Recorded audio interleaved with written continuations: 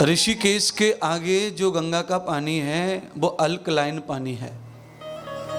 अगर हम 3 महीने भी ऋषिकेश के आगे की गंगा का पानी 3 महीने भी पी लेते हैं तो हमारे शरीर में एक भी रोग जिंदा नहीं रहेगा। केवल पानी से संपूर्ण रोगों का सर्वनाश हो जाता है। हमारे शरीर में रोग आने का मतलब होता है हमारी बॉडी अल्कलाइन नहीं होकर एसिड हो गई है, और उस एसिड की वजह से ही शरीर में अनेक बीमारियां पैदा होती हैं। उस एसिड को समाप्त करने का काम पानी ही करता है।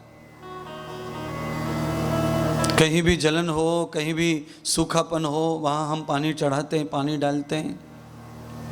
उंगली जल जाए, पानी में डालना पसंद करते हैं। आग दिमाग में से निकल जाती है, जलन, जो हानि हो गई वो तो हो गई, पर मस्तिष्क में जो पीड़ा है वो समाप्त हो जाती है पानी के सहारे से, क्योंकि अल्कलाइन हो जाता उतना हिस्सा पानी में डूबकर।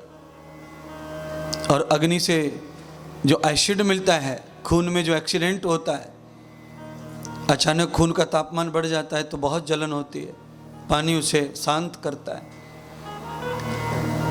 तो हमारी सभी गंगा, सभी तीर्थ, सभी सरिताएं हमारी बॉडी के लिए, हमारी धरती के लिए वरदान है। इन सारी चीज़ों को ध्यान में रखते हुए 1-2 चीज़ और है मेरे पास, उसे कह दूं फिर कथा में आपको ले चलूं। वैसे तो ये कथा ही सुना रहा हूं। एक चीज़ आज हमें नहीं समझ में आई सबको, कर्ण की कथा, कर्ण के बारे में। वैसे तो कर्ण के बाद पांडव, धर्मराज, युधिष्ठिर भी 5 पांडव आए थे अपने पितरों का तर्पण करने,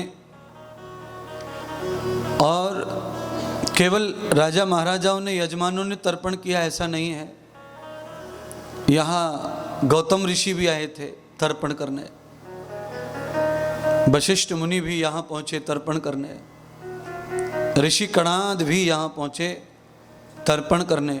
ऐसे ऐसे दार्शनिकों ने भी श्राद्ध को माना, विश्वास किया है।